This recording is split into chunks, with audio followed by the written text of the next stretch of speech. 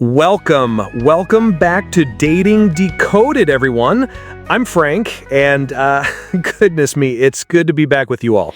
And I'm Rosalina. It's so great to be here again with all our amazing listeners. Frank, you said a little sniffly there. Are you okay? Oh, just a bit under the weather, Roz. Got a slight cold, but nothing a good podcast can't fix, right? Pardon me if I, cough a little here and there. Bless your heart. Well, we're glad you powered through for our fantastic audience. Today, we've got a really interesting topic that we think will resonate with a lot of you looking to, just improve your social game out there. Absolutely. Today, we're diving into a super practical, really effective strategy for refining your social interactions. It's all about consistent practice, building those skills, and just getting more comfortable in various social situations. It's a method that, quite frankly, a lot of people overlook, thinking there's some kind of magic formula when really it's about putting in the work. Exactly. It's all about understanding how to approach people, how to initiate conversations, and really just how to, become more confident in those day-to-day encounters. We're going to break it down, give you some real-world examples, and hopefully inspire you to try some of these techniques for yourselves. Yeah, because at the end of the day, it's about real connections, isn't it? And sometimes you just need a bit of a push, a bit of a framework to get started. So let's jump right in. So, Frank, this core idea we're talking about today, it's pretty straightforward, right? It's all about, basically increasing your chances of success by simply increasing the number of times you put yourself out there. Yeah, exactly, Roz. It's often called, playing the numbers, and it really boils down to this. The more you engage, the more you practice, the better you become. It's about building confidence and refining your skills through sheer volume and real-world experience, instead of trying to get that perfect outcome on your first try. Excuse me. And I think that's such an important distinction, isn't it? Because a lot of people, they get hung up on, I have to say just the right thing, or it has to go perfectly every time. But this strategy says, no. Just get out there and do it often. Absolutely. It's like if you want to get good at basketball, you don't just shoot one free throw and expect to be an NBA star, right? You shoot hundreds, thousands, right? And it's the same principle here. The more interactions you have, the more you learn, the more comfortable you become. You start to see patterns, understand different social dynamics. Right. And it takes the pressure off too, doesn't it? If your goal isn't necessarily to have every single interaction lead to a grand romance, but simply to, initiate a conversation or just exchange a few words, then every single interaction is a win, regardless of the outcome. Yeah, it's 100% about the process. It's not about the instant home run every time. It's about building that muscle memory for social situations. And it really emphasizes that learning comes from doing, not just from reading about it or thinking about it. So it's about making those interactions almost a habit then, like consistently putting yourself in situations where you have to engage. Pretty much. It's about making it a routine, building that muscle. The more you do it, the less daunting it feels, and that's where the real confidence boost comes from. So this isn't just something we cooked up ourselves, right? This strategy, it has a history. Where did it really come from? Oh, absolutely, Roz. This concept, this whole play the numbers idea, it's actually been around for a while in, let's just say, certain social dynamics communities. Excuse me. One of the really influential sources, a lot of people point to is a book called The Game by Neil Strauss. Came out back in 2005, I believe. Oh, yeah, The Game. I remember that. It was quite a phenomenon when it came out.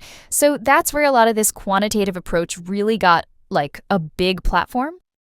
Exactly. Strauss, he really articulated this idea of consistent, high-volume interaction as a path to improving social skills.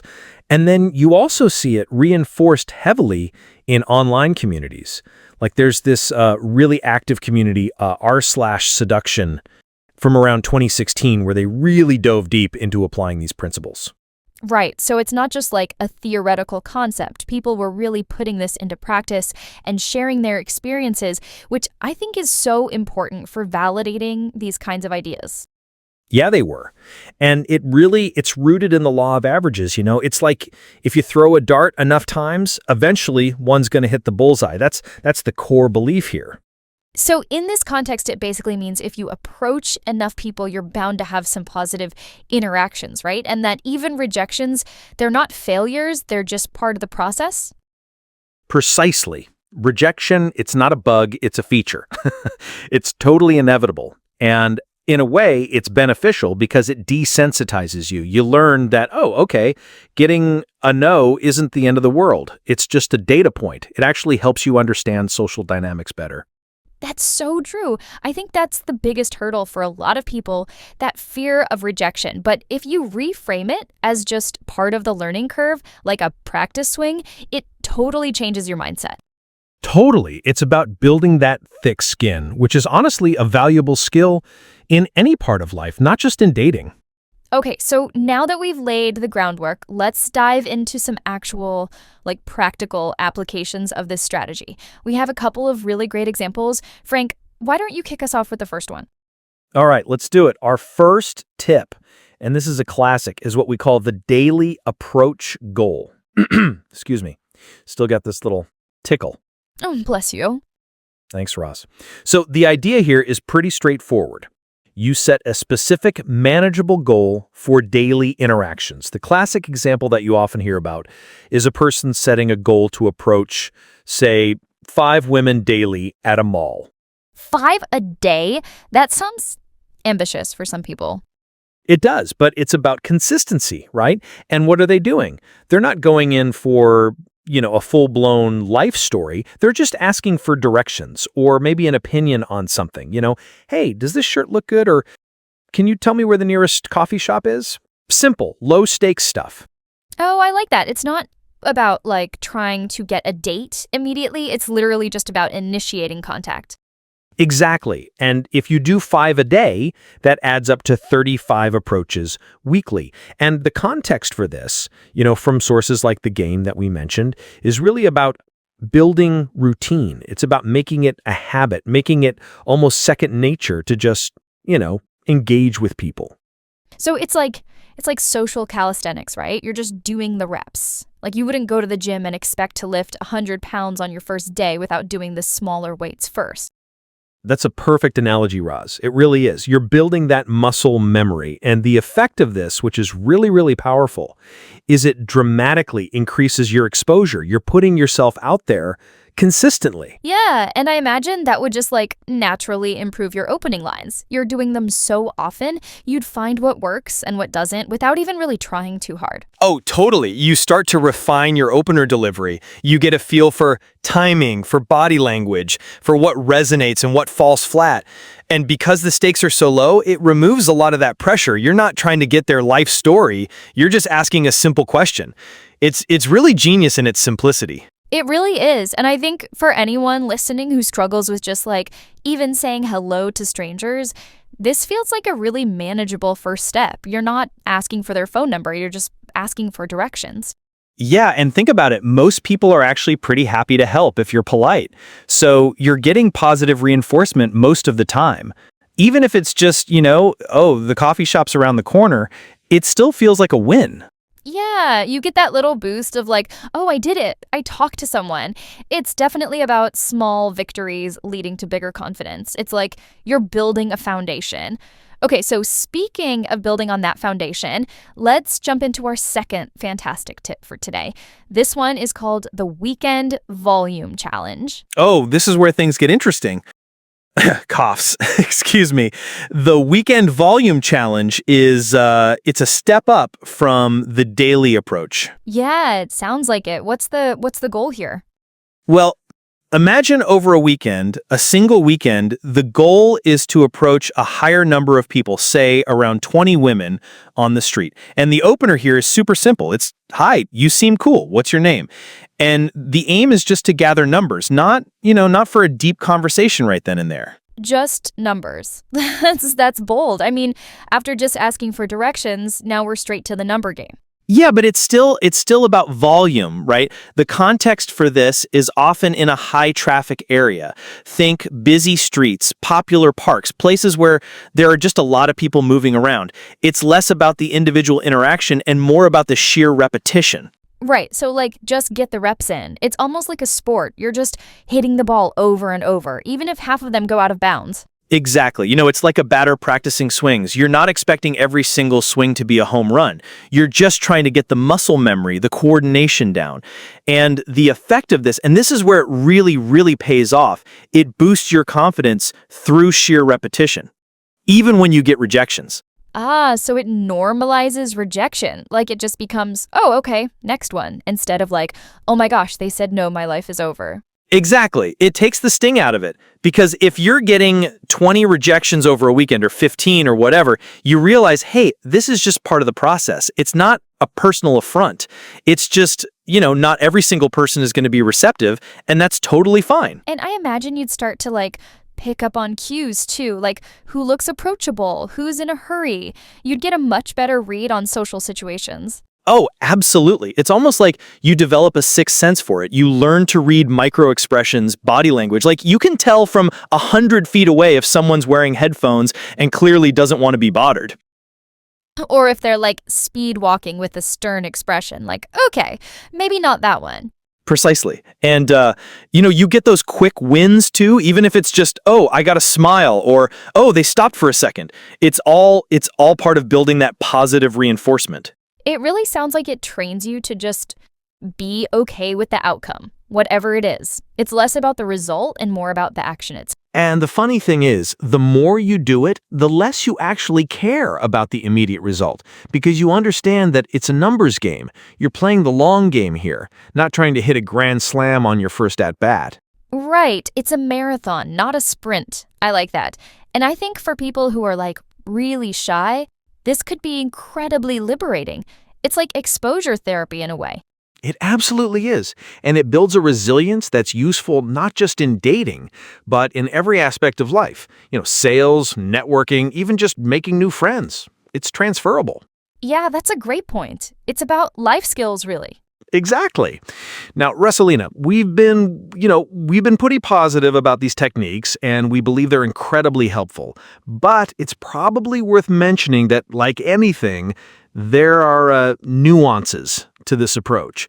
Some people, they might find certain aspects a bit, controversial, right? Excuse me.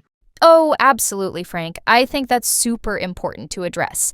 While we're all about growth and confidence, we're also about doing things thoughtfully. It's not just about mindless repetition, is it?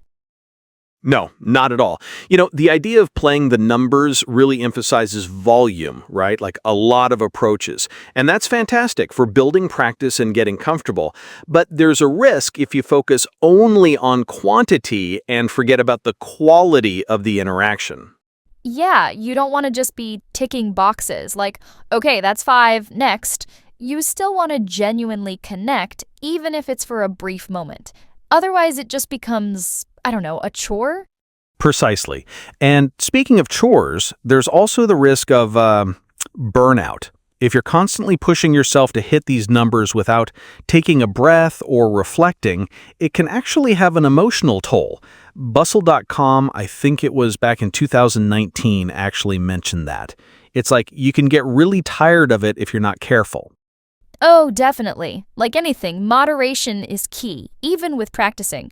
You don't want to dread it, right? It should be empowering, not draining. Yeah, and I think this is where some of the more sensitive conversations come in. When you're talking about persistence, which is definitely part of this, you always have to be incredibly mindful of consent. The idea is to improve your social skills and find genuine connections, not to pressure anyone. Yes. Oh my gosh, that's crucial. I mean, the whole point of these interactions is to open doors, not to push them open. If someone's not interested, then you gracefully, move on. It's not about wearing someone down. Exactly. And I remember talking to some of the folks who wrote about these ideas, and they always stressed that this isn't about being creepy or ignoring signals. It's about understanding how to approach, how to initiate, and also how to gracefully disengage. It's about respecting the other person's space and wishes. The Guardian, I think, touched on this too, about how persistence needs to be balanced with respect. Right. It's not about convincing someone who's not interested. It's about finding someone who is interested. And the more you practice, the better you get at reading those cues. Yeah, and also, it's not a one-size-fits-all solution. Success, it really varies with what they call calibration, how well you're adjusting your approach to the situation and the person. What works for one person or in one environment might not work in another. It's not universally applicable as a guarantee.